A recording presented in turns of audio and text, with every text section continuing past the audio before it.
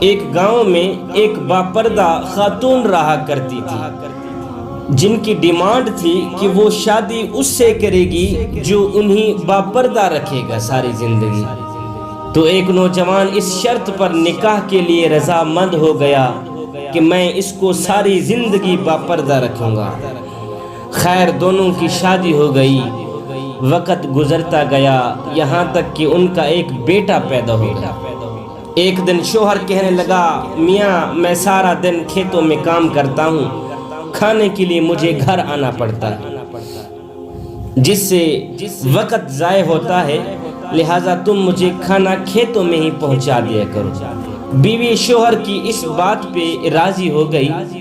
وقت گزرتے گزرتے ایک اور بیٹا بھی اللہ پاک نے عطا کر دیا، جس پر شوہر نے کہا اب گزارا مشکل ہے، تم ہی میرے ساتھ کھیتوں میں ہاتھ بٹانا پڑے گا۔ یوں ہی وہ باپردگی سے نیم پردے تک پہنچ جاتی ہے وہ عورت، کہ آدھا پردہ کیا کرتی تھی، آدھا پردہ آہستہ آہستہ ختم ہی ہوگا۔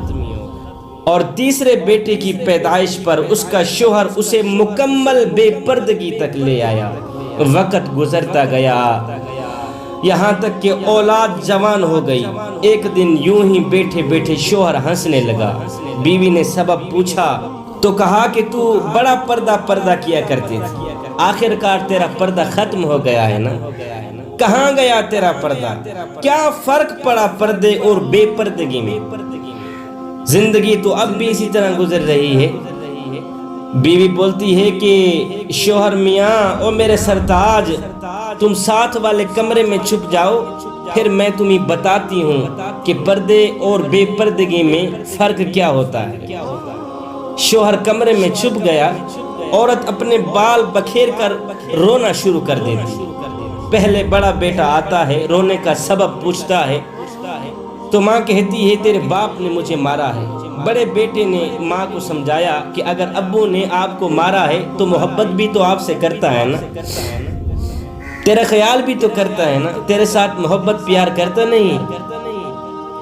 خیر بڑا بیٹا سمجھا بجھا کے چلا جاتا ہے۔ عورت پھر سے رونے کی ایکٹنگ کرتی ہے تو بڑے سے چھوٹا بیٹا آیا، رونے کی وجہ پوچھی تو ماں نے کہا کہ تیرے باپ نے مجھے مارا ہے۔ بیٹا غصے سے باپ کو برا بھلا تو کہتا ہے لیکن پھر بھی ماں کو سمجھا کر چلا جاتا ہے۔ اب عورت یہی ڈرامہ چھوٹے بیٹے کے سامنے کرتی ہے۔ چھوٹا بیٹا تو آگ بگولا ہو جاتا ہے، زور زور سے گالیاں بکتے ہوئے ڈنڈا اٹھا لیتا ہے، کہتا ہے ابھی باپ کی خبر لیتا ہوں، کون ہے میری ماں کو مارنے والا۔ پھر عورت اپنے شوہر کو بلاتی ہے اور کہتی ہے کہ میاں پہلا بیٹا میرے پردے کے زمانے میں پیدا ہوا تھا، اس نے تیرا پردہ بھی رکھا۔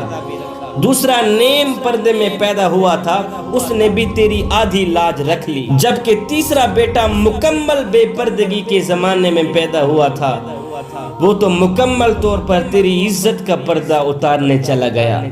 اس لیے بزرگ فرماتے ہیں پردہ عورت کا فطری تقاضا ہے، پردہ عورت کا فطری تقاضا ہے۔